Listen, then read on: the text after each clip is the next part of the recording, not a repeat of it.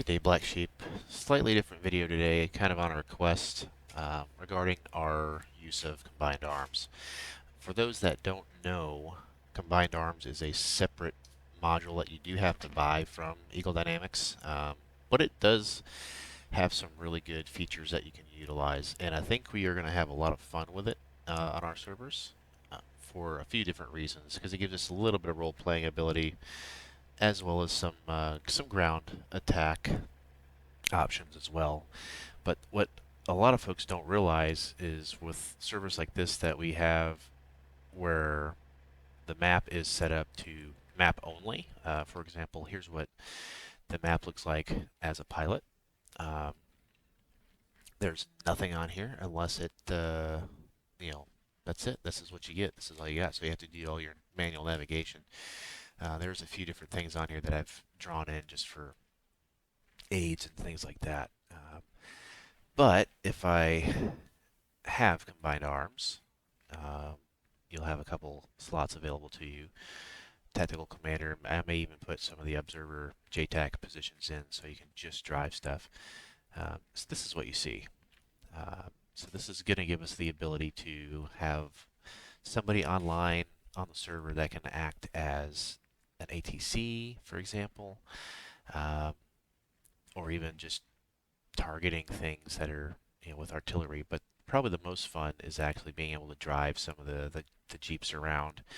We've actually had a few guys drive from our base here at Gravesend all the way into London and do some exploring and finding some really cool stuff, by the way. And then there's also the option of combat operations. So down here, for example, this is on the front line that there's actually bad guys on the other side over here. And we'll jump into one of these vehicles here just as an example to show you this and how it works. So if you have combined arms, you will have an option to not only control the vehicle through the F10 menu, which I'll show you here briefly. If you click on a unit, you'll see the set path option down here. If you hit set path and you click on a road, if you click on a road, it'll be green. Green dot will pop up. For example, there you go. I got a path there. That's a left click to put those markers down, and then a right click to start them on that path, and off they go. The nice thing about using it this way is the fact that the AI will still shoot at stuff in the same accuracy that they shoot at us. So it's kind of a nice way to do that. The other nice thing is if you have F7 view, oops, once it loads in, just let it load in for a moment here. Let's push pause for a moment. Let that finish loading our tank in. Here it is. So now you can watch your tank drive through town, engage in bad guys, or even act like a tank commander and be the eyes, from that operation. So that gives you the option there. But more fun is actually jumping into the vehicle and driving it yourself. For this, you click on the unit. Then up on the upper top, on the top bar, there's a unit take control button, and that puts you basically in the vehicle. So there's a few things that you'll want to do here, and that is binding a driver's seat and turret seat. So I have that on a hat switch. And with track IR, typically I normally use track IR, and it does allow you to move your head around. When it's off, when you don't have track IR, it does allow you to go to the external view, so be careful with that. And of course, you want to make sure you have shifting of gears, bound, and your normal turning axis as well. We're not going to go too far today. But if I jump back into the turret, so I do set up an axis for the turret just because it does make spinning a little bit quicker, and then I use the mouse to fine tune.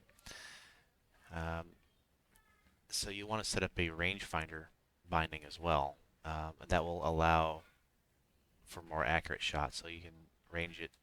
Let's just put one right through this window of this house right here just for fun. And there you go. So the tank battles in DCS aren't going to be very in-depth. But you can have a lot of fun, especially if you do this PvP, which is it can be a lot of fun. Doing it with AI against a player, it's a little tricky because they can see you typically better than you can see them. But it does give you some options. But let's get out of this spot here. So to get back out of that slot, you click on it again, and then click on the unit take control, and that will turn it back to blue. So that's how that's going to work. Um, so what a few of the guys have been doing is actually jumping in the Jeeps here at our base and using them as follow me cars. So if somebody's taxiing, they can actually watch somebody and like, hey, turn, start your turn, do this and that to keep them on the taxiway, which is pretty cool immersion and a lot of fun. Probably the most fun thing to drive in DCS right now is the Willys Jeep. Let's just take it for a spin here. And again, I don't have Trek IR turned on, so it's a little hard to see what I'm doing.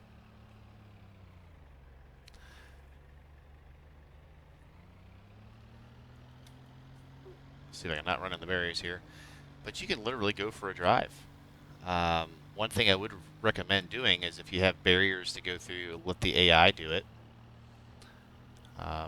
By golly, I'm actually going to drive on the correct side of the road here. But that's pretty much it. I mean, you can have a lot of fun with this. One thing that I would recommend also having bound is binocular view, which for those that are familiar with it, with other more modern units, you can laze targets for people and all that stuff. But in the old World War II units, it's only smoke. So I can, pop a smoke for somebody if I have visual on something. It's not entirely accurate, obviously, but it gives us the option of being able to do stuff from the ground to show people in the air, hey, what's going on over here. So that's a really fun aspect of that. And one thing that I do like to do, and I do suggest folks doing this, is allowing the AI to do 90% of your driving, especially on longer drives, and get them on the road, let them take off. If they get stuck, it's often a good idea to use the speed bar down here. You can kind of reset it and then push it forward again, and they'll get unstuck. It's more common with the ground or the infantry guys because they get stuck on everything. But that's pretty much it. Now for keybinds, I'll just show you a little bit of what I've got on here. If it'll let me do it here. Combined arms. Combined arms, here we go. So I do have gunner roll, driver roll, fire secondary weapon handy, and then also the launching of the flares, which are quite fun to use as a marker.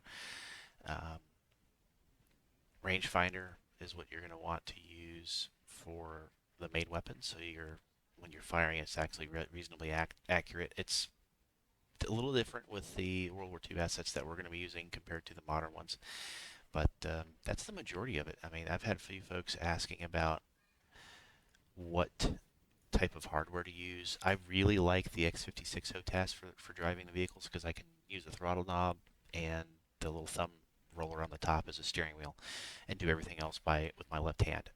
But you can do this with a gamepad, or even if you really want to get creative, if you have the like driving hardware, hook it up with that too. I wouldn't get too crazy with it because it is a little bit buggy at times, but they are what they are. So one of the other things, and also, for example, let me go back to this combat area down here. One of the other things that's really handy, because of the way the map is set up, it's a fog of war setup for tactical commanders. So if these guys down here see we're getting a detection range of a bad guy, they'll pop up on this map. The pilots won't be able to see this. So you can use the artillery guys and set a target, and let's just say over here, set a radius and start firing. And that will give them some immersion on the ground as well as in the air because things are blowing up. It takes them a few minutes to get the targeting sorted out, but took these guys a handful of minutes last time when I did this. So you got to keep in mind it's going to take a few minutes when you do set a target. So plan ahead if you got moving targets. You want to try to do that way. But I think that pretty much covers most of what we're going to be doing with combined arms, and we have a little bit of fun with it too. I mean, go drive around, go take a drive. The scenery is great. The maps are awesome. You know, oops, let me get on this guy here. And you know, for example, I mean, these cities are really cool. You know, you can go have fun. We found some really neat locations on this map so far, just driving the Jeep around bakeries and other things. It's kind of funny. Um, but that's, you know, you make the fun of it what you can. You know, you make your own fun in some ways, and especially while we're waiting for our actual module to come out. You know, this is a thing that we can do to pass the time and have a little fun while we're doing it. I think that's it for now. We'll see you guys on the next one, and next time I'll do a video in the air. Have a good one.